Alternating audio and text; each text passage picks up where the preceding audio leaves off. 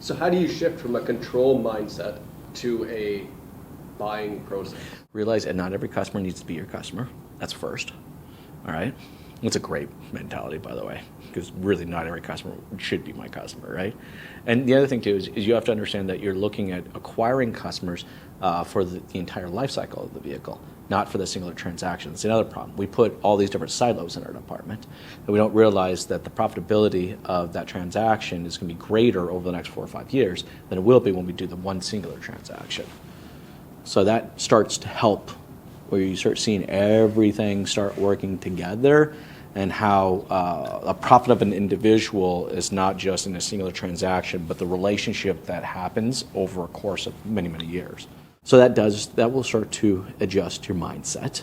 The other thing is you do kind of have to have a goal and objective around a experience. If you look at every single great experience that you've ever had, all right, the reason that experience was so great is because the consumer, perceived that you were always in control.